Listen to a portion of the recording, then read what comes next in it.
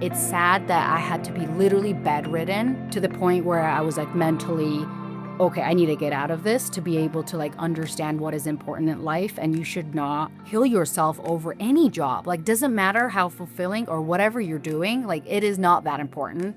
And then slowly, once I quit, you have no idea how many of my friends were like, you're a different person. They were like, we finally have you back. The year that I took off taught me always have your health checked. And also, I will never be away from Ella and Tony the way I was.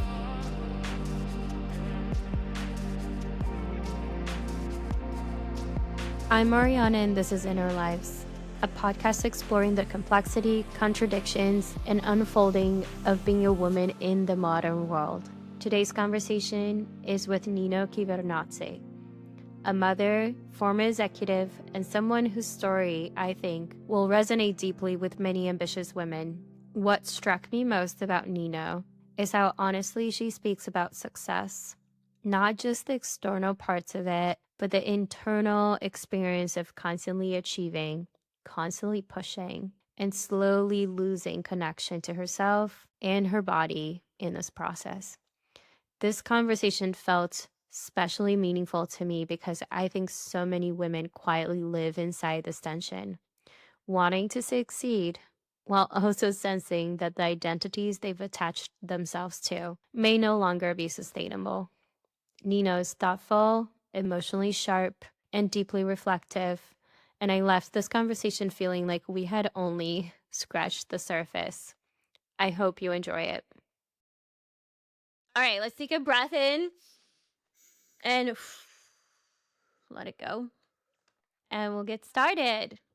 So, Nino, I'll have an intro for you. Like, the podcast is going to have an intro, but just so everyone knows a little bit, we're friends. We met after we both graduated, and I'm very excited that you're my first interview. It's very exciting. I've been so giddy about getting this started as a project, but also to have you as my first interview. So I think my first question to you, I want to ask you to describe yourself, who you are, if you take your resume out. So if you take the professional version of you, who is Nino in your outer life, but also in your inner life? That's a great question. First of all, thank you, Mari. I'm honestly honored to be your first guest. So I feel like it's awesome to be a part of this great journey that you're on. So thank you. Mm.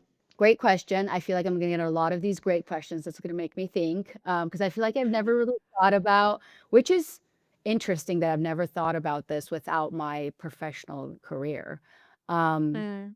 I would say, first of all, I'm a mother and a wife that I'm very proud of. I think I'm a very good friend, and at least I try to be a very good friend to most of my friends. Yes. Um, I still try to be goofy. So that part Mm. of me, which always has been a part of me since I was young, way more than it is right now, but I still try to catch it here and there. I try to be a very good daughter and a sister to my siblings and my Mm. parents. But overall, I mean, I just try to be kind just to teach my daughter that that's one of the most important things in life is to just be kind. Yeah, I love that. So speaking of the goofy little you, I Hmm. think you kind of hit on a good spot there. Like, I actually wanted to ask you then, who was little Nina? Who was that girl? And what was she like? What did she like to think about or imagine? Like, were you a kid that liked to imagine things or not too much? I was honestly just funny. So that's why it's very different when I am now. I used to be a Yeah. clown. So I have an older sister, you know her, and so her friends used to want me to come hang out with them, and given like 2 years apart, back when you're younger, 2 years is like so old. They always wanted Mm-hmm. to have me come hang out with them just because I was so funny and I would make them laugh. So I was like the the clown of the group. I was Did never Elaine serious. like that? Yeah, she Or loved it was because again, she I was just like free okay. entertainment. And I was not very girly. I was very, yeah, I was not girly at all. So didn't really care for princesses, but my sister was super, into the princess phase. So I would obviously do everything she wanted to do because she's older sister. So I copied everything she did. Um, but that's like one part that I do still find myself tap into that funny little girl when I see my friends growing up. So, like, my friends from when I was, Mm. I don't know, 10, 11. When I see them, it's like a different Nino. Like, me and her all of a Mm. sudden go back to being so silly, and we're like adults having we have kids. We shouldn't be this silly, but it's like it's nice to go back, to that, and I sometimes find myself tapping into that, especially in Georgian, which is interesting. I don't have that goofy side as much in English, but when I Mhm. speak in Georgian and when I'm in Georgian, I'm able to find that side, and I love it, and I wish I was able to be funnier, and I try to with my daughter, but it's not the same. Yeah, that's so interesting because I actually can relate to that. Whenever I go to Brazil, my husband Ryan, who you know, will say like, "You're so funny and witty," and like, and there's like this whole character that I don't see Mhm. as much. And there's also just a level of ease and comfort when you're just speaking in Portuguese. Do you feel that? Like that there is almost like a side of you that is only alive when you're there or talking to those people? It is, and it's not it has become I mean, I've lived in the States for so long, so I have Yeah. a lot of comfort in English too, but there's, like, these words that I might find and use in Georgian that are, like, these ancient words that are, like, really funny that I would use them, so I feel like that part, the language part is obviously, um, a big part. Yeah. But also, I was in Georgia during those years, so I feel like that's where I resonate the most, and I had like, just recently, my dad was visiting, and he brought this book that I apparently put together of these poems that are absolutely hilarious in Georgian that I wrote back when I was, like, Mhm. 10 or something, and then I Oh, apparently you made it wrote into a them. book. I wrote poems. They're, like, Yeah. funny poems, and these stories that I apparently printed out and made a book for my dad, and he, like, brought it back, and it was, like, hilarious. I'm like, "I can't believe this is, like, me Yeah. many, many years ago," but hopefully it's somewhere in there. So when did you move to the I know that you even travel to other countries, but when did you move to the US? How old were you? So originally we moved when I was 4. So 4 through 10-ish, we went back and forth, but mostly in the States. And then probably like 10, 11 through 17, I was in Georgia. So all the schooling Oh. and high school, I was in Georgia. And then when I graduated from high school, then we moved to the States. When it was our dad lived in the States, mom in Georgia. And then our parents let us decide if we wanted to stay in Georgia for college or go to the States. All 3 of us decided to go to the States. So, I went to school in Utah and then started working at Goldman, and that's where I met you. I So know. So you came to the US the first time you came with your yeah, yeah, mom, yeah. but Yeah. the second time because they divorced. When did they divorce? They got divorced at 10, so that's when we all lived in the Mm. States. They got divorced. My mom took the kids back to Georgia. She said that she wanted to Mm. make sure that we were raised in Georgia, and they both agree with that. And then so we didn't come to the States until we graduated. So my dad would come back every winter and summer, I think, or winter, I think, mostly. And then there's 3 of us. There's my older sister, Elena, myself, and then I have a brother that's 5 years younger, Georgi.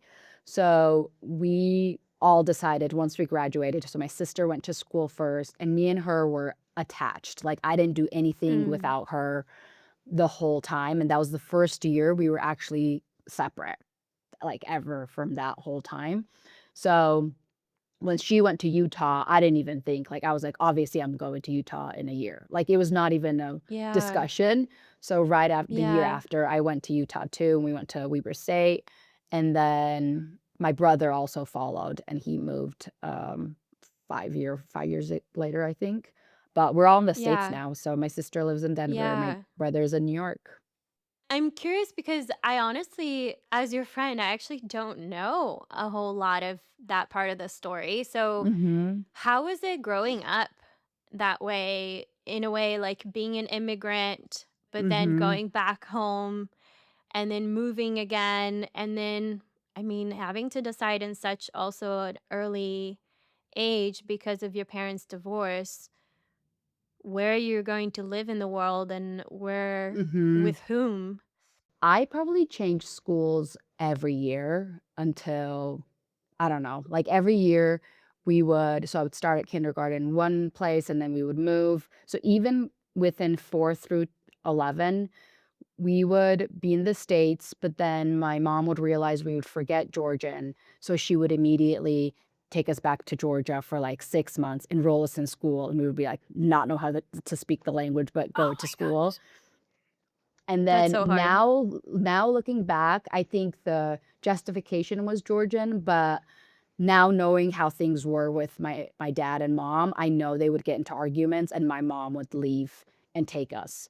And then they would get back together and then we would move back. So we changed schools and like languages probably like every year. It was quite intense. I remember one of the times I was in school here for first grade. I probably didn't know any Georgian, like writing or whatnot. And then we moved back and my mom enrolled me in third grade all of a sudden. I don't know why. I skipped second grade. So I was like, I remember the first day of school in Georgia and I barely could speak it. And the teacher was like, and I remember it so well because the teacher was like, and it was a public school. So there was like 50 kids. And the teacher was like, everyone write what they did in the summer because it was like summer break and for September school start. And I started writing like September, like in like this big of letters. And then I look right next to the girl sitting by me, and she's writing this numbers, and I was already like on paragraph 3, and I An immediately essay. was like F, and I'm like started crying immediately because I was like, okay, I have no idea what I'm doing. And then the teacher brought me in front of the class and was like, hey guys, this came from the US. She doesn't know Georgian very well. Let's just be like just extra nice to her. And I remember I flunked third grade, like because then they threw in Russian. I was like, "What are you guys talking about? I don't even know Oh, Georgian." wow. It was the worst. So I like got D's and everything because I was just like, I don't know. So then my mom decided that there was my mom is very religious. That's another like my mom's Mm. side of the family is very, very religious, Orthodox Christian, and I grew up quite religious. So there was this new school that opened up that was like this religious St. George school that only had grades 1, 2, and 3. So it was just brand new and it was like going to grow with that group and then they would add the lower levels. But Mm. I was already in third grade. So my mom decided, you know what? She's failing everything anyway. We're going to put her back to third grade. So I've been through Oh third my grade gosh. twice, but I've never been to second grade. So then I went to this religious school for 3 years. I think, yeah, 3 years, and then the principal fired me, randomly in 7th, 6th grade, and then I had to move to other schools as well, so the Wow. not fired me, sorry, kicked me out of school or whatever it is. Yeah. Um, So, lots of twists and turns that were definitely out of your control. How do you mhm. think that environment shaped you? Like, who did I meet after all this back and forth? Who was that person? How did that whole story between your family, Mhm. between schools, between countries shaped you? And who did I meet after college? Good question. So very different Nino. So I think I was pretty much goofy all the way through, I'd say 15. 15 is when I realized that boys and girls were different. Honestly, I was like, we were all the Mm. same. We're all just played, compete. I don't know. I just didn't really Only at understand the 15? difference. 15 is when I realized that guys looked at me differently and they liked me. And I was like, oh, Mm. interesting. So it was like a big, big flip. It took me a while. I also bloomed very late. So I Mm. pretty much looked like a boy probably until that. Um, so I think when my sister moved, I think that was the first year where I was like, "Okay, I need to kinda make decisions on my own." Because I would ask my sister everything, like, Mm. "What should I wear? Who should I talk to? How should I dump a guy?" She would write my letters to dump a g I'm not even joking, like, she would write it for me and I would hand it to them, like, that's how much she was involved. That's nice. So, it was really nice, but then that one year she left, I was like, "Okay." Lot I feel like in my head a lot changed that I was like, "Okay, I need to kinda get my shit together. Need to be my own person." So, the way I grew up, nobody really pushed a career on me specifically. It was always about my sister. Everyone always said that she was gonna be the Mm. president, she was gonna rule the world, she was the leader in the family, and I was the clown, and my brother was gonna go Wow. into sports because he played tennis his whole life. So, honestly, I was just like the goofball that I was just gonna probably entertain people at some point, but there was no pressure into me becoming anyone. So, in that case, I think if anything, that played in my advantage in the sense that at some point I was like, "I'm gonna prove them wrong, that I'm actually capable of something too." Mm. Because I remember when I went to college and the first 2 years, you're just, like, taking classes and you're like, "Whatever," but I took college very, very seriously, like, I would never skip class and I would, like, do all-nighters and, like, I was really wanted to make sure that I did a good job. After 2 years, like, one of the classes I took was, like, accounting or business or whatever, one of those, and I was like, "I think I wanna get into business." And I remember telling my family, and they laughed, and they were like, "Oh, Nino, like, that's not, like, your thing, like, you should get into art." Because I used to do photography, and my mom's an artist, so she always thought that I was the one kid that maybe got her, like, art, Mm. artiness, Your her and genes. then her genes or her talents or whatever it is. So, I still did a minor in photography actually, because I still wanted to have that creativity and thought it was something, but once I started taking business classes and I said, "This is what I wanna do," again, I think a little part of me was like, "I'm gonna prove that I am actually capable of doing it," and then Can that I kind of ask you why? flipped the business, or why did Why I did you want to prove them wrong? Like what sparked that desire? I don't know. Honestly, I haven't even thought of it. I think I realized that I was actually good at these things, and I was able to study well and have good critical thinking, which even though I was really good at school growing up, I was just a hooligan. Like, I would always ditch class. I would get the whole class to not show up at class. I would pull Oh pranks gosh. on teachers. I was a pretty bad, like, just I mean, I studied really well, but I was not like the most well-behaved kid. It So I was wasn't just like serious never for you, taken it I sounds was just like. never serious. Yeah. It was just I mean, I studied. I was not an idiot, but it was just never like it was like fun. So in school in college, I actually was like, "Okay, this is serious and I'm gonna take it seriously." So that kind of flipped. I don't know what it was. And then at some point, my sister decided to move back to Georgia. So because we were in school together, so we were inseparable then too. So there was like Mm. 1 year gap, then we had 4 years together, inseparable. And then she decided to move back to Georgia. And I think that was another shift of me being like, okay, we're adults now. She has her whole own life. She needs to make her own decisions. I need to make my own decisions. And that kinda year was, like, I think my last year of school too.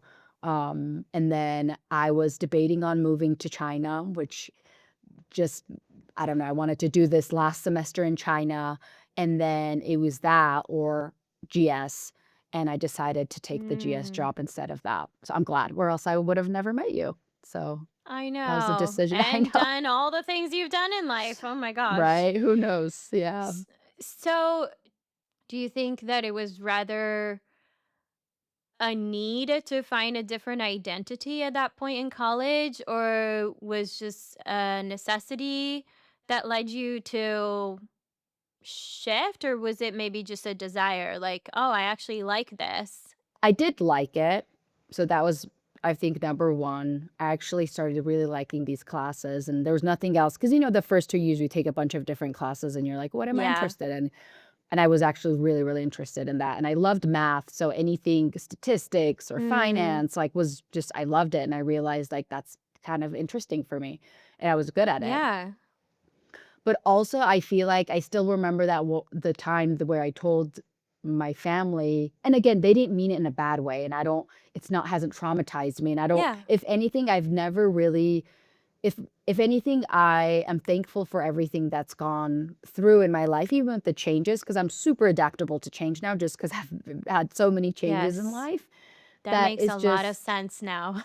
yeah, and it's like, "Oh, yeah, let's pack up and move." Like, I'm just it's just a we'll just adjust.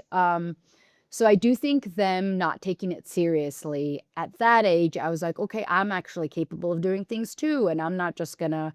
Because I did grow up very religious, and I feel like the image was, Mm, which again, nothing against this, but in our religion, the main thing that a woman should be doing is getting married and having kids. And I do think if I stayed in Georgia, that probably would have been my path. Like, I think I still would have pursued a career and gone to school and everything, but I remember I was dating this guy that was thank God I didn't stay, like, I'm sure I would have had multiple kids, divorced a couple times, like, that would have been my path 100%. So, I thank my mm, dad for kind of, like, making sure that I moved to the States and didn't stay in Georgia, but people got married super young in Georgia, like, now it's changing, but that was kinda like your way out a little bit, like independence. mm. So, I do think there was a lot of that growing up, and I thought I would be in art and then get married. If I was out, I remember thinking, like, if I'm not married at 20, like, oh my gosh, like now thinking 20, I was such an idiot. Like, thank God I wasn't married at 20. But at that age and the stage we were and how Georgia was, it was very much like that type of culture. So, Mm. interestingly enough, so my mom's side, more or so my mom is more so the one that was religion and babies and whatnot, but my dad and my grandfather, who played a big role in our life, and my grandmother, who basically raised us, um, they never pushed that, and they always kind of pushed independence. Not Mm. like career driven, but just you guys gotta be independent, be on your feet, like, be athletic, healthy, independent. Like, that was, like, kind of something that they taught us. My dad too, he always cared about our grades and how successful we would be and making sure that we were independent too. So that kinda still was somewhere in there.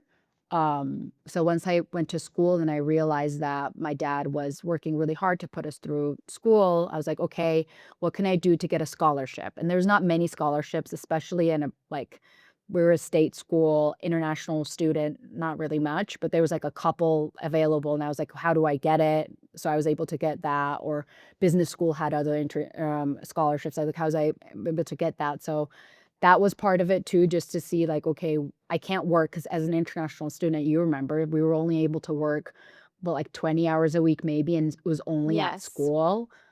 So I tutored, but like basic, and what do we made like $7 an hour or something. Like you couldn't live off of that. So my Nothing. dad had to provide. Like we lived with my dad, he Mhm. paid for school, he paid for everything. So I think that part was like he's done so much for us that it's like, okay, how can we contribute and how do we take this seriously? Because it is serious. But that was, Yes. like, the first time that I realized that. Mm. So your sister, who you loved so much, moves back to Georgia. You graduate, you decide to go into this investment banking world. Mhm. And then, I mean, you soared. Like you moved through your career very quickly and you did really well. I know this because I was there. You got promoted every year, growing, succeeding, getting promoted. Like, what did that experience actually feel like from the inside as a person who decided, hey, I like this business world. I like this new identity. I'm going to go with it. How did it feel like inside to go through that? Honestly, I was, really surprised in myself, like, when I got the job, because I used to be a math it not a tutor, not quite a teacher, but it was kinda like a math teacher before I started at the investment, bank. But I honestly never thought I was gonna get in. Like, because I remember reading, like, how little amount of people are able to, like, get into and get a job at where we worked. Mhm. But when I did, I was just very proud to be like, "Okay, wow, some girl in Georgia that went to all these random schools." Because I remember when we started, a lot of the people around us went to, like, super fancy schools. And they're like, "Where did you go to Yes. school?" And I was like, "Well, I went to Weber State." And they're like, "What?" And I'm like, "Well, there's this small school like 30 minutes north from where we are now." So it was like like it was still something that I was like, "Okay, I really need to work hard to make sure that people know that Mm. I do deserve to be here too." So I then that was one of the bigger experiences, especially like at school, and I'm sure you were the same, it was easier to stand out because I was an overachiever in college. I would get, like, very Mm.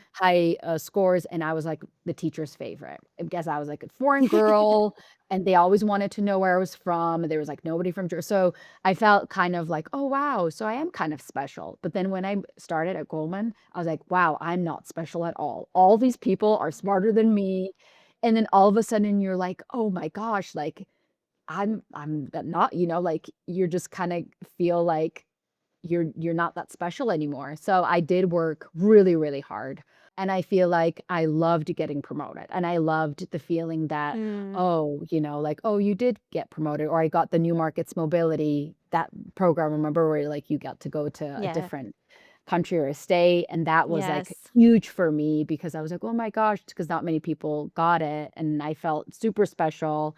And then I feel like that's where I kinda realized to be a little bit more political too, because it was not only about doing Mm. your day-to-day job, it was about what projects you got and how did you make sure that you manage it up, and how do you make sure that you kinda tell everyone what you're working on, and nobody's gonna know what you're working on unless you tell them that you're working on it, and, like, making sure you have one-on-ones. So that I loved it. I feel like I didn't care for the day-to-day, and I don't think anyone can care for what we did for day-to-day, but that part, I Mm. thrived. I loved it. I loved to be the go-to person, being able to, like, You do found out catch-ups you with, knew how to like play the game. okay, yeah, and then I've gotten much better at it. I don't know if it's a good thing or a bad thing, but I do think that part which I think you were really good at it too. You were good at it even before me, because I remember, like, 1st year, you were like, "Let's start this project," and I'm like, "What are you talking about? I have day-to-day stuff to do, like, I don't have time for your projects." But I was like, "Okay." So I was a little bit late to the game, I feel like, because in school, I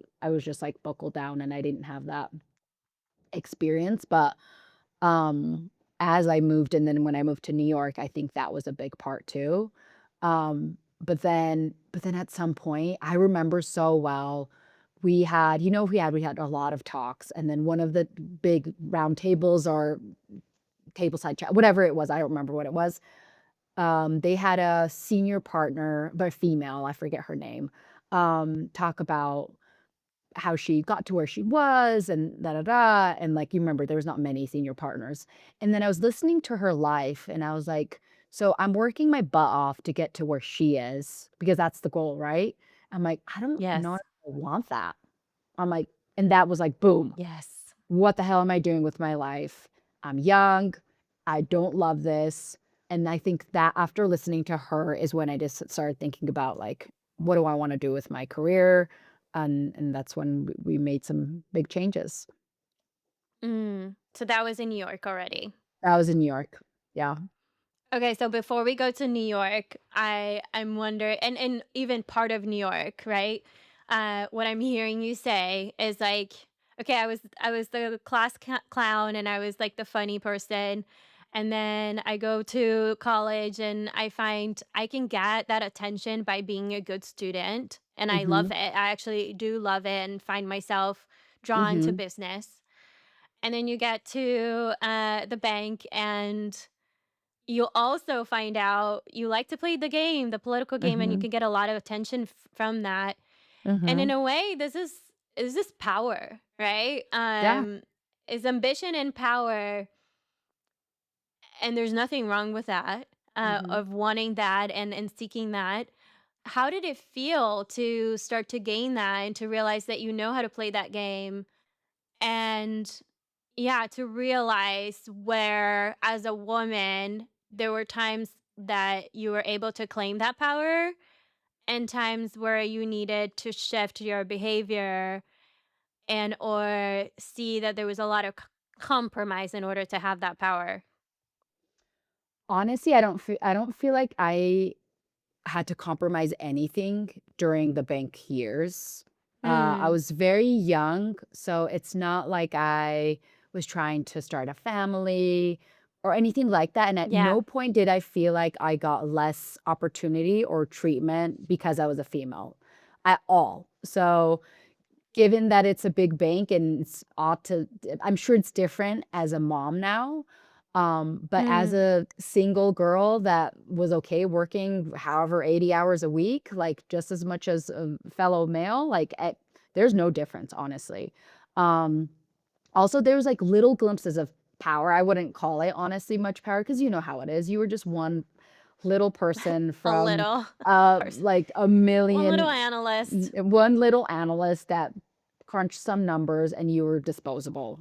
Like, that, I feel like Yes. was always very clear that you were Yeah, there was a disposable. fear there. 100%. I mean, the yearly fear that was like, "Oh, one day you come in and half this half the floor is gone." So there was that. So I do think every year you were kinda competing, but I don't think people were being assholes about it, like, at least I didn't feel it. I'm sure there were some that were, and I'm sure it was different in different departments. We were in operations. It was Mm. not as cutthroat as I'm sure it was Mm-mm. in IBD and whatnot. So, that part, the little powers that I would feel would be like, I remember one of the times, like, I did start in the associate. I was like an A2 or 3, and the associate left right when I started. So that was an opportunity for me. And that has happened a ton of times in my career. I've gotten lucky, but I've also taken Mm. advantage of those times. So when something happens and an opportunity opens up and three of Mm. us can maybe jump in, I jump in and somehow get that opportunity, but it's luck also that that person left and gave me the Do you opportunity to really be think it's the somehow? Or was it that you were the most qualified, willing, and I responsible think person in th the room? I think there was one more guy that could have. He was 1 year junior, but he knew this because I was new to the team, so I didn't know anything about the team. He knew everything, so he could have, and he had the Mm. knowledge. Yes, seniority-wise, like, it could have been like, yeah, Nino's a little bit more senior, but I do think that leadership is where I've realized, like, okay, being a leader right now and kind of being that person, the go-to person in the sense like, okay, could at least gather the information and escalate up because, they loved that was something that I realized, okay, maybe I don't know the day-to-day stuff, but I'm able to get the information and communicate it up, and be that person that's like holding down the fort. Mm. So there's been a lot of these type of opportunities where the senior person leaves and I jump in because I'm like, I'm not qualified, but I'm gonna do it anyway, and I'll learn on the job.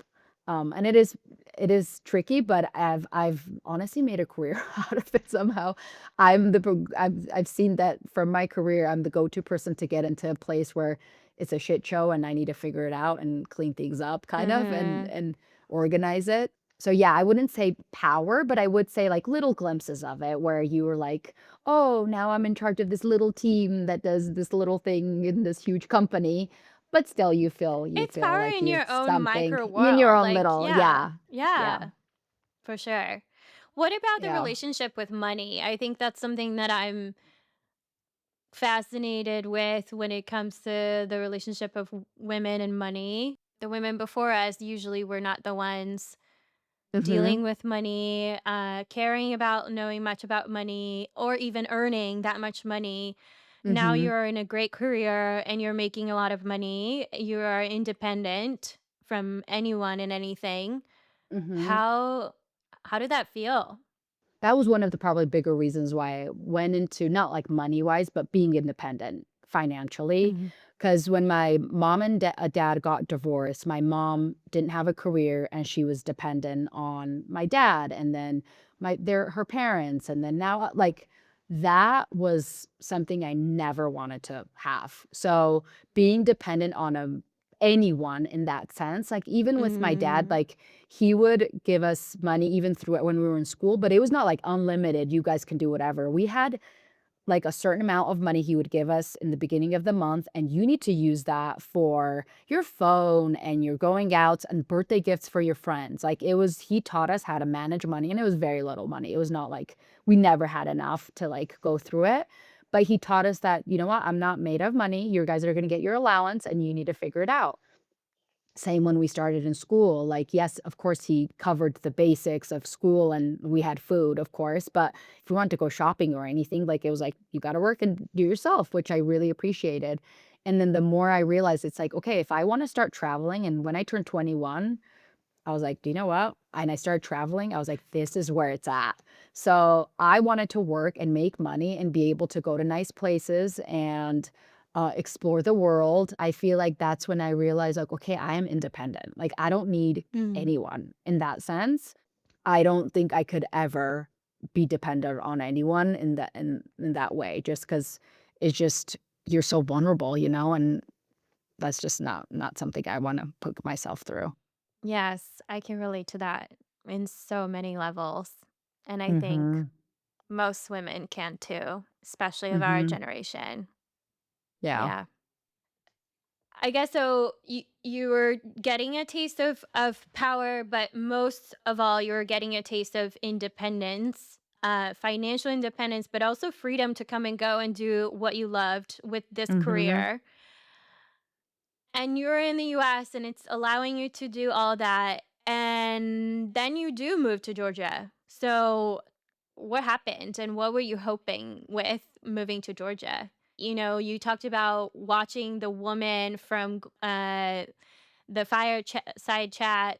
Was that a sign? Was that the sign that made you start thinking, I need to change things a little bit? I think that's when I started thinking about it. There were other things too. I also met Tony, obviously at the same company. Tony, my husband. Yes. We met in Utah, and then when I got moved to New York, he asked to move to New York with me. So he Yes. kind of gave his work an ultimatum. I think in general, like it was just we worked so much and it was n we're not passionate, but back then, nobody was passionate about work, so it's not like we questioned Mm, that, like, who loved their job? It was just like, "Oh, you just yeah. work and you party," like, who cares if you don't like your job? Like, who does? But I do think there was other things that I wanted to do, like, I remember there was this one program, Remote Year, that was launched. And so basically, they picked 100 people. I don't remember how many from like 100,000 people. And then you went and traveled around the world, and you worked where you worked, but remotely. And by this is before COVID. So remote work was not a thing. And I remember when I originally Mhm. told my boss, and me and Tony both got in, which was like, what are the odds? And we were going to travel around the world. And this is after I was 21, after I made money, I started traveling and I realized this is something that I want to do. And that was Mm. also something we weren't able to do. Anyway, a lot of many things, but overall, I was not passionate about what I did. But I knew I was interested in hospitality, I was interested in travel. So, given that changing careers within New York and keeping your standard of living was probably impossible, living in West Village and Mm. then trying to work in a different job was never going to work, and I was not about to change Mm. for my lifestyle. So, Tony and I decided to move to Georgia. So that was like first we were actually going to move to Portland, or I remember like California was on I was actually interviewing for jobs in Portland. And Mm. then we went to Georgia for, I think, Christmas or something, just to visit, and my sister somehow convinced us and was like, "Hey, you guys are not married, don't have any kids, don't have a mortgage. Why don't you just come to Georgia for a year, figure out your career, and then go back and do your Denver or Portland or wherever you wanna It was do?" And we're like, Elaine. it was Elena. So then it was so funny. So Tony wanted to push Denver, I wanted to push Mm. Georgia. And I remember we had a date where we had to decide and we had to both come in and give our, like reasonings why we wanted to do what we did. Elevator And of course I pitch, won. I won and of he like came course. out of it and he's like, I don't know what happened in that meeting, like on our date. But he was just then he moved What to do you so we mean he moved to doesn't Georgia. Like know, he's like, Tony? what happened? You should have known But better before I, pursuing this Thank woman. you. I know. I was like, "Did you come on." So, we moved to Georgia, and we were planning on taking time off, so we had enough savings, we had an apartment there to live in for free, so it was like, "Why not?" Like, we could go travel, we don't have to work, let's just work out, I wanted him to get More to know where I'm independence, more from. freedom. Exactly. So, we did that, and then, of course, we got bored of not doing anything, so within, like, 3 months of moving, we both got antsy and started looking for jobs. So again, given that I was very interested in hospitality, he was interested in getting to startup. So we kind of pursued those careers and we're still in those Mm. careers. I would kind Yeah. of. Um, so I reached out to the leading hospitality group in Georgia, who I've been admiring from the far. And every time I went back to Georgia, I would find out they had a new hotel that opened up, and it was an independent hotel, and it was Georgian, and I just loved it. Loved everything that they were Mm. doing. So it was a no-brainer for me to reach out to them. So I reached out to the CEO then. We had a brief catch up, and he I remember he had an article somewhere where he said he was trying to hire people that didn't have hospitality backgrounds to kind of change things up. And obviously Mm. he was educated in the US, so he saw go like on my resume, and he was like, "Yeah, you have no hospitality experience, but I'm sure you can figure this out." So I got You have a hired good on. resume. Yeah, great resume. He's like, "I'm sure you can figure it out." So I got hired on, and then that 1 year of us going to Georgia ended up 7 years. So, it was an awesome journey. So I slowly moved into different directions, honestly, within the company. I wanted to get into hospitality, but somehow I got into agriculture. So the way this company worked, there was a hospitality company, which was like the main part, and then there was construction within construction built all the new hotels, and then the owner wanted to start, he was really into starting new projects and seeing if it sticks. So there was like a agriculture project he wanted me to take on, which ended up being so big we created a whole company, and I ran that for a few years. But again, I remember when I took over, and it was an almond orchard, and it was one of the largest almond orchards at the end, in the region, and I was like, "I don't even know what an almond orchard or almond tree looks like." So I remember when I took over, I booked a flight and went to California for a week and did a crash course on Right. I almonds, remember that. and then I saw you. I think that was one of the trips I visited you. Yes. Um, that was the first time I felt that I was in a man's world. That because Mm. because like, in the bank, I never felt it, and I will say this, and good for them whatever they are state then, but I never felt that I was less of anything at the bank. But when I moved to Georgia and got into agriculture, that is hugely male dominated, and me looking like I do, and then the agriculture men looking like they did, and me trying to negotiate this multi-million dollar deals for importing tractors, and these Wow. these men, I have some funny stories of these men are like, "Wait, they put this little girl in charge of this company?" Literally, a guy told me that when he met me, and I'm like, "Hmm, I'm not surprised. yeah."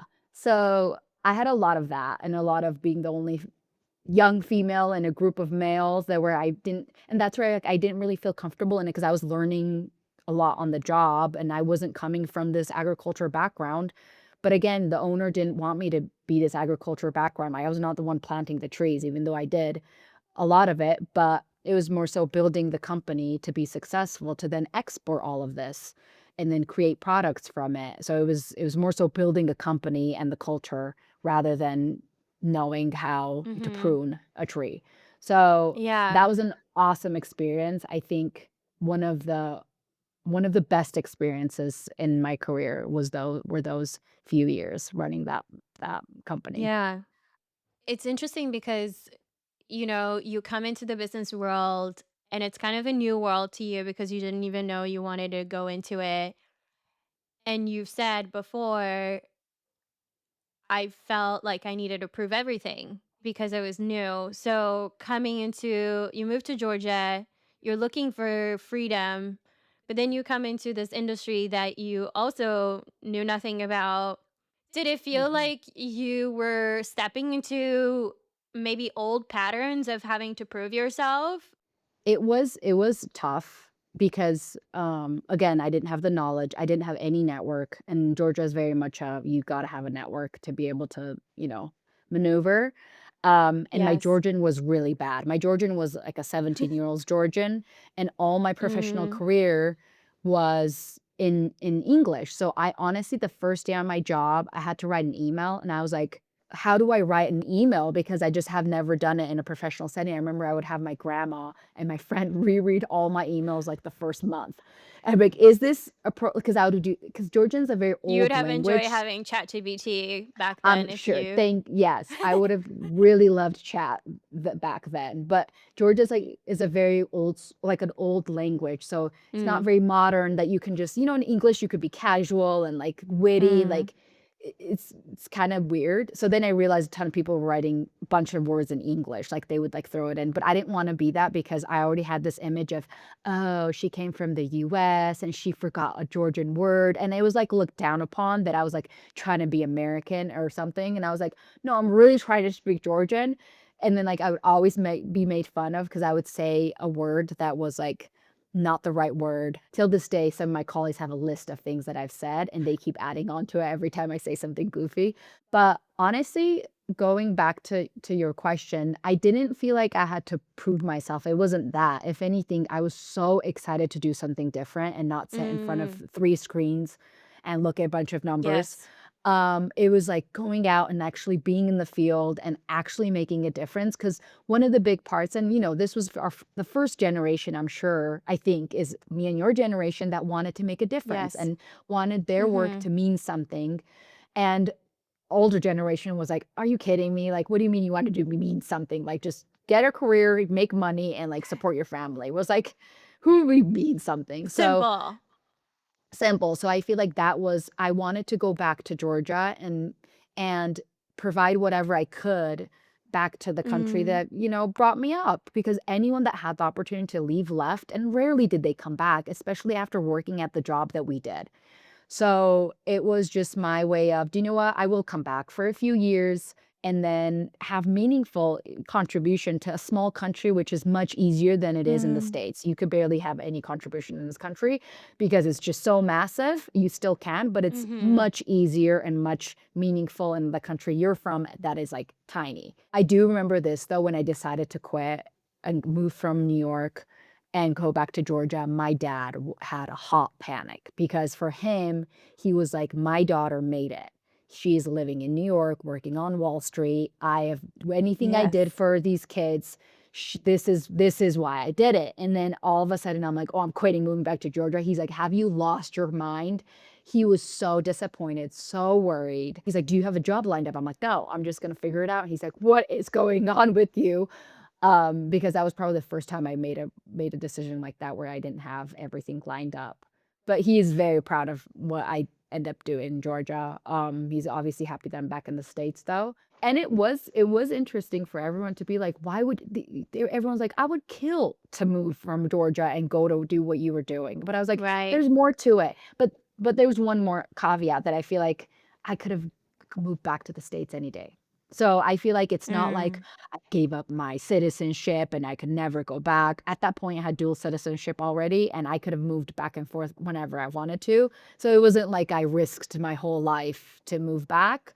I think for the immigrant community, there is the sense that if you ever move back to your country, there is a sense of failure or Mm, that you didn't make it or that mm, you weren't good enough, right? mhm, So, mhm. to be honest, like when you decided to move to back to Georgia, there was an ounce of me that was like, "Oh, why? No, I would never do that for myself. I would never go back to Brazil. Yeah. No, the opportunity is here." And you actually showed me that that's not true. You can make it anywhere and you can make Mhm. your reality and find your opportunities anywhere. Things are changing, the industry is changing. You can also be more entrepreneurial with your career and not be so tied to countries or even companies or places that you live in. So there's a lot, I think, in a sense, more freedom that way. I And agree. you Yeah. definitely are part of that. Success was something that has always been with you. Where did motherhood happen during that time, and how did that hit you? So, of course, motherhood hit during right smack in the middle. So I took over So I was the CEO of the agriculture side for a while, and I got pregnant during that time, and that's exactly when COVID hit. So everything was at the same time, and we were building our house from ground up at the same time. So I was trying to manage this company while being pregnant, and my husband didn't speak Georgian, so anything construction was obviously in Georgian, so I had to, like, talk with all these construction workers and be on the site all the time.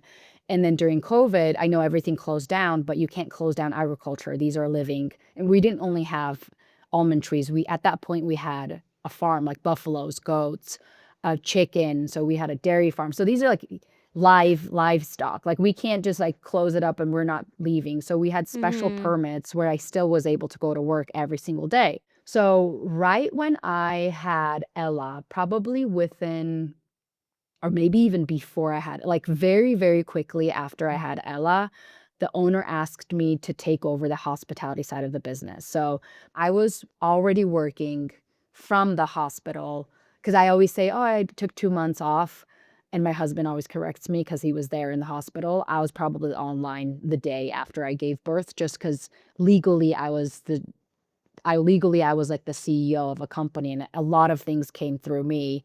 And I feel like during COVID, Yes. there was a lot of things that like everyone was working from home. It was just like everything was kind of attached to me. And I took 2 months off. I regret not taking more. One for my own, sanity, but to be Yes. close to Ella.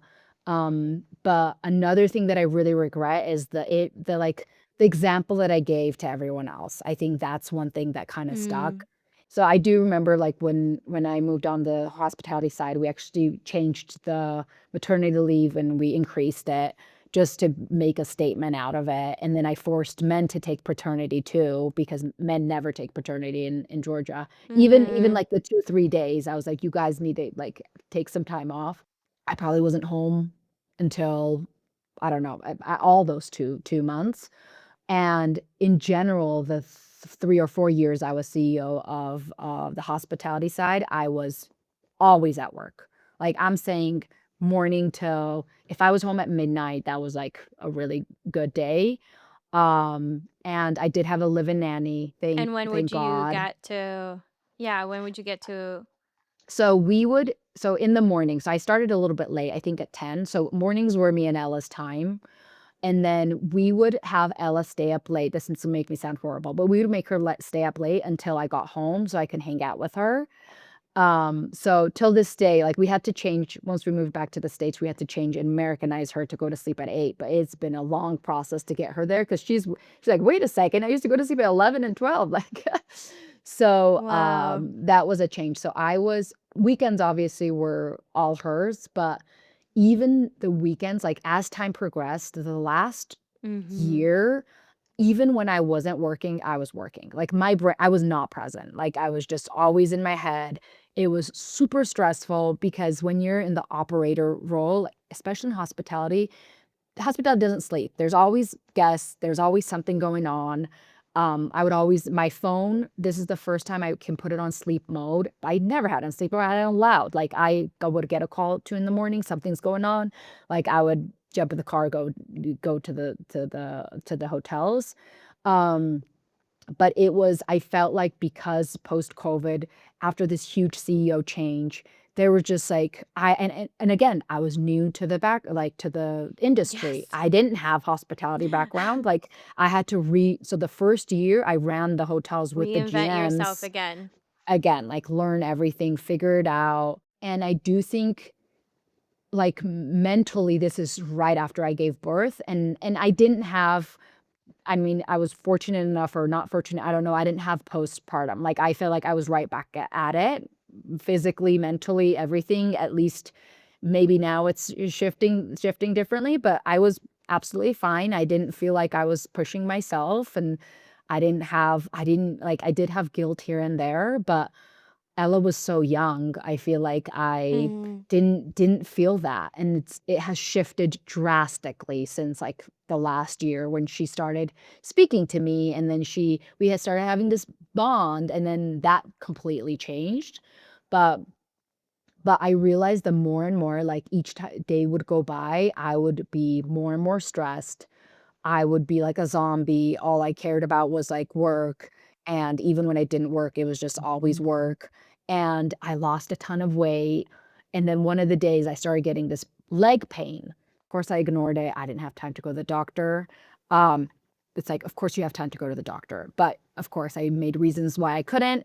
And then a month or two later, I went to the doctor. Turns out I have herniated disc. At that point, it got so bad. I like started going to all these different doctors. Like I tried everything. And then it just wouldn't get better. And at like for 2 months straight, I was like bedridden. I still went to work though, don't worry. I had a couch brought into my office and I would have meetings laying down. So not even that, Nino. I know, not even that clicked. And then one weekend, I was just like, I just told Tony that I'm like, I'm gonna quit. He was like, what? Like, I was like, I'm done. I'm gonna quit and we're moving to the States. And he's like, what is going on? And then he actually tried to like level head me and be like, hey, I know you're in pain. This might be emotions. Like, let's make sure you talk this out. Let's think it through because I don't want you to regret it. I mean, he was like, He was the best you were supporter. Yeah. running 1,000,000%, hmm 150 miles an hour, and now you want to Quit. Like, stop? Like, what's what just going on? happened? I mean, he did know that I was unhappy. So there were a lot of things here and there. It was not like out of nowhere. Like I was very stressed. I was unhappy. Like the culture was very, very bad. It was very stressful living in a small country. You're always in everyone's eye. You're never just a nobody. You're You getting just, interviewed by Forbes. You were getting, yeah. So you're doing always all like, politics. You were getting involved yeah, in literally the politics of the country, right? Because you were in a I feel place like you of have to. power. Yeah, Yeah. you have to play politics when you're in a senior role. So I remember I called two of my friends and I didn't tell them anything. And this is like, can you come over to my house? And it was just like a random, we didn't just, like obviously we hang out all the time, but it was more like, oh, let's get drinks or come over dinner or like that. It was just like, and I feel like they both sensed it. And they were like, right away, they came over and they heard me out. And they did challenge some things just to make sure that I was not making like a emotional decision. I was like, no, this is it. Like, I want to make this decision. And then literally Monday, so that was the weekend. Monday, I had to be a speaker as the CEO. I remember that was like, this is going to be my last talk. And I had to be on a panel and I couldn't not do it.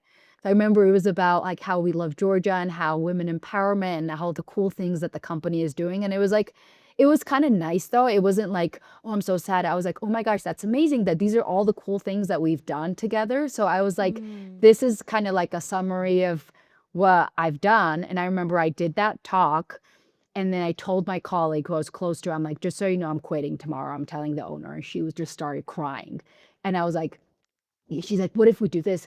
What if we do that? There's all these different like things that she was like trying to convince me. Otherwise, I'm like, I've made up my mind. The day Yeah. after I went to the owner's office and I told them, and he was shocked. I feel like not many people have quit on him. He's usually the one firing everyone. So, but he realized I was not in a negotiating mode. So this was not, and I would have been absolutely offended if he would have tried to negotiate with me. One of the talks we had after, I thanked him for not making it difficult for me to leave because I knew like if he would have started bargaining and like it would have been a little bit more difficult. But I was at a point where I just was like not with it anymore. And then honestly, within 3 months, we moved back to the States. So it was super quick. Yes. I mean, this was like we had a house there. We didn't know where we were going to live in the States. I quit and I wasn't going to get a job.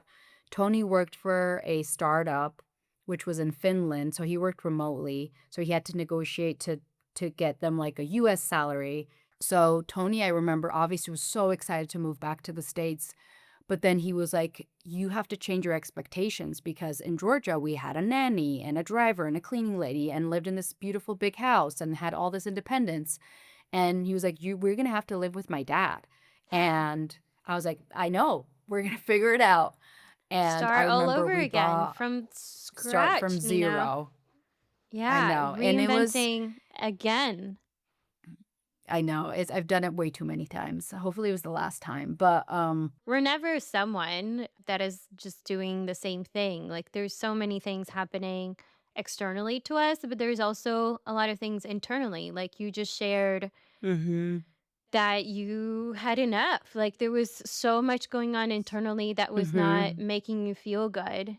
So I'm curious, how was healing for you, like physically and mentally, once you quit? Um, I think it's sad that I had to be literally bedridden and to the point where I was like mentally, okay, I need to get out of this to be able to like understand what is important in life. And you should not like kill yourself over any job. Like, doesn't matter how fulfilling or whatever you're doing, like, it is not that important to Mm. like, that was, I think, the realization. It's like, I don't need this power or this money or this house or anything Mm. if I can't even walk. I'm like, I don't want this because I remember we would take like at some point when I was in the healing process, I had to take like many steps. Like literally, a driver would pick me up, told me to walk me to the car. I would lay down, get Yeah. back up, and then like the healing process took forever. So once I quit, I found this like amazing woman and I did acupuncture. I did leeches. I did these weird I baths. remember I you did telling me everything. these. Everyone's like, what is, I'm like, I will do anything to not be in Mm. pain. And again, I was very much, I don't want to take medicine. I don't want to get surgery. I was never going to get back surgery in Georgia. That was like not even a question. I would never trust anyone there. I'm glad you But didn't I was do like, that. yeah. And I was like, I need to get stronger. So I went through the process. I really believed in the acupuncture, and that really changed my way of looking at things. And then slowly, once I quit, you have no idea how many of my friends were like, you're a different person. And I was like, they were like, we finally have you back. And like everyone, and it was like people that saw me every day that I never understood that I was a different person. Cause I was like, yeah, I'm a little Mm. stressed, but like, wouldn't you be if you were in a good company? I was like, come on, guys. But it's like everyone was like, thank God you were not the same. So I hated hearing that. I loved hearing it in the Mm. sense that thanks for sharing, but I was like, I hated that I was this zombie of a person or God knows what to my friends, to Tony most importantly, who I feel like was in the middle of this. Like, I think it affected him the most because Ella was still too young. Like she didn't understand. Like I was still the cheery person for her, but like Mm. Tony got the shitty version of me that was like always stressed and whatnot. So I do feel like I'm glad that we kind of got out of it.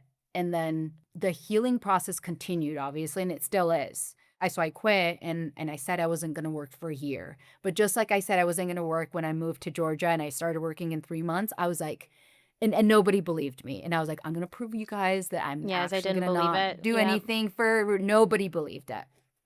But the other thing that I wanted to do is not take this year and gain a skill or do this and that. Like, I was like, I just want to focus on myself, not be stressed about Mm. anything, just live life and live a simple life. So we moved in with Tony's dad in the suburbs, very different than living in Georgia.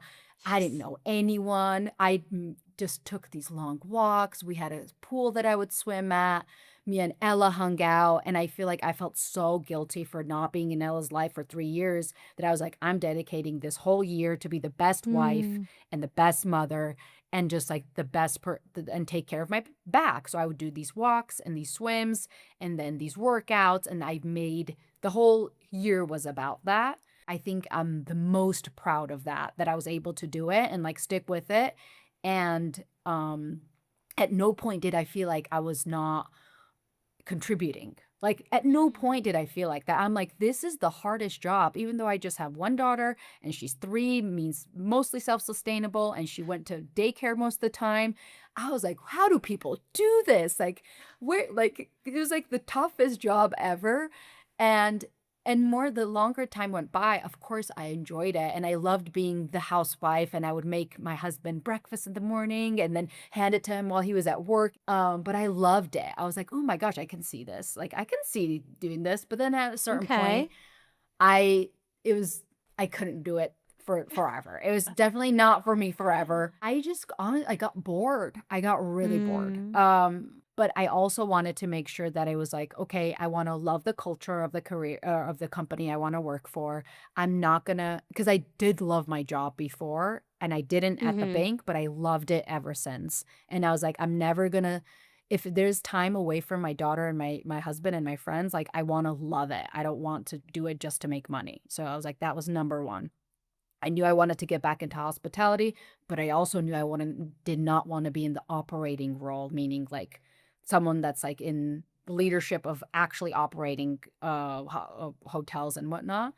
So I found this amazing private equity firm in Denver that focuses on travel and leisure, and it's honestly was a perfect combination. I was like, there's no way that I get this lucky. And I knew about this company because one of our colleagues from the Yeah. bank works here, and she's told me about it. But I was like, I always looked, and it was such a small company, and there's never openings. I was like, what are the odds that like I get lucky the second time? Because in Georgia I moved wanting to work for this company. I end up working there, and I'm like, there's no way I get lucky and I come in and start working for this company. Like it's just like it doesn't happen. But somehow I got lucky again. I met the right person. We clicked immediately. They weren't really hiring, but it was like in the process of, I Mm. think we need someone senior that can come in and already knows their stuff. But at all points, the year that I took off taught me Mm. to always have your health checked.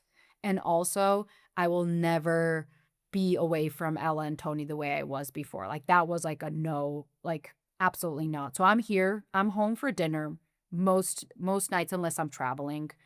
I put Ella to sleep. And then the mornings we get up together. We do not have a live-in nanny, obviously. We are actual parents, which is very odd for all my Georgian friends because everyone has help. So everyone's like, Mm. "Wait, so who does your dinners and who does?" I'm like, "I do everything." They're like, "How? What? How is this possible?" I'm like, "Guys, it's possible. Like Mm. I'm able to do this and and I'm actually mentally I'm at the best state. I'm not Mm. stressed. Of course, we have family around who are always happy to help, and I love having them. That's one of the biggest reasons we moved to Denver because Tony's family's here and my sister lives here, and I think it takes a village, obviously, but being able to figure things out yourself and not outsource everything like I did in Georgia has been Mm. awesome, honestly. Um That's amazing to and hear. What is power to you today then? Honestly, so I try to this is another thing I worked on. So I'm not looking for the next thing. Me being okay with where I am and not thinking about the next best thing. What is my next challenge? What do I need to do Mm. in 5 years? I'm actually very happy with where we are right now. And that has been Mm. very powerful.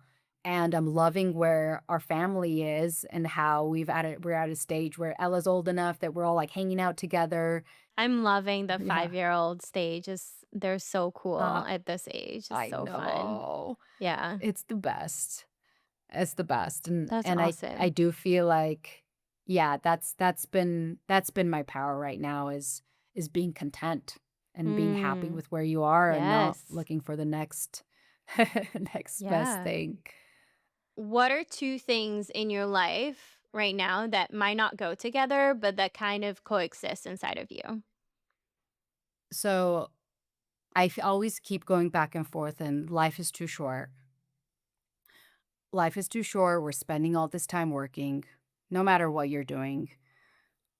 So should I just get a whatever job and then, like not have your identity be partially your work? Mm. And then go, I don't know, travel or spend all your time with, even though I guess Ella's in school, so I don't know what I would do, but whatever it is, like do other things and not have work be such a big part of your life. But then the contradicting part is I love my job. Like I love what I do. And I feel like I'm a better mother when I work. I feel like when Mm. I have other things going on, I am a better mother. I'm a better spouse. I am a better friend. Um, so that's always like a back and forth, like, oh, because you always hear, if you died tomorrow, what is it that you're showing for? Yeah. And it's like, oh, I was working a ton, but then it's like, I'm not at that point. I do feel like I have a much better balance, even though I work for private equity, and it's hard to imagine that I do have a balance, but I actually do, and way more than I did in Georgia. It's not even comparable. But I am able to fulfill that and love what I do, but also be present for my daughter and my husband and my friends and my family. But I don't know, I don't know what the perfect answer is, or what's the perfect formula of being career driven and wanting to have a career, but also being a great mother, great partner, great friend. How do you do all that? I don't know. And take care of your body. I don't know, hearing you say it made me think of a juggle. It really is, right? Like Yeah. some days you're going to be better at each one, Mm-hmm. and then it changes every day. Yeah. Yeah. Okay, 100%. closing question.